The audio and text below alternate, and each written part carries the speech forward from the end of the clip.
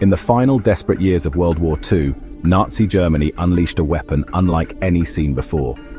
A missile that could leave the Earth's atmosphere, travel faster than the speed of sound, and strike its target without warning. This was the V-2 rocket, the world's first long-range ballistic missile. To some, it was a technological marvel. To others, it was a weapon of pure terror. Its development and use would have consequences that stretched far beyond the war itself, shaping the Cold War, the space race, and modern warfare. The story of the V-2 begins in the early 1930s, when a young engineer named Wernher von Braun dreamed of sending rockets into space. But under the Nazi regime, those dreams were militarized. The German army saw rockets as a way to bypass the limits of artillery and strike at distant targets. Developed at the secret research facility in Peenemünde, the V-2, officially the Aggregate 4, was a breakthrough.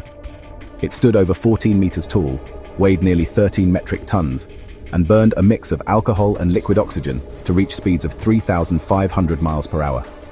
Launched vertically, it soared to the edge of space before plummeting down in a supersonic dive. Unlike the earlier V-1 flying bomb, it could not be intercepted. Once launched, nothing could stop it.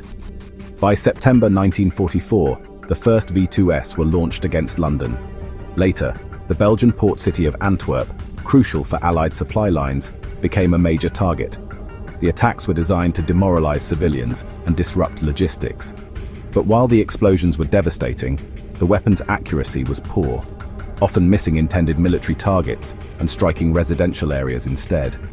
In total, over 3,000 V-2 rockets were launched, killing an estimated 9,000 civilians and military personnel.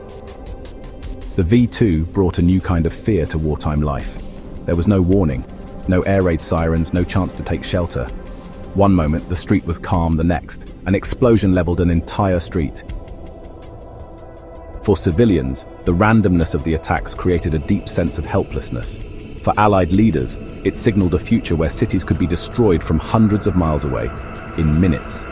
The human toll of the V-2 extended far beyond its targets. Most of the rockets were built at the underground Mittelwerk facility, where tens of thousands of forced laborers, many from the Dora-Mittelbau concentration camp, worked in appalling conditions. Prisoners endured starvation, disease, and brutality. More people died producing the V-2 than were killed by it in action, a grim reminder that technological advances often come at an enormous human cost. When Germany fell in 1945, the V-2 program became a prize in the new geopolitical struggle.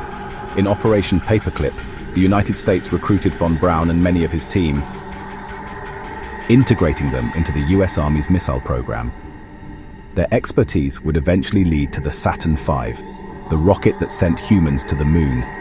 The Soviet Union too captured V-2 hardware and engineers, laying the groundwork for its own missile and space programs. The V-2 rocket failed to change the outcome of World War II, but it succeeded in changing warfare forever. It was both a weapon of mass destruction and the forerunner of humanity's greatest space achievements. From terror in the skies to footsteps on the moon, the shadow of the V-2 stretches from the battlefields of the 1940s into the modern age.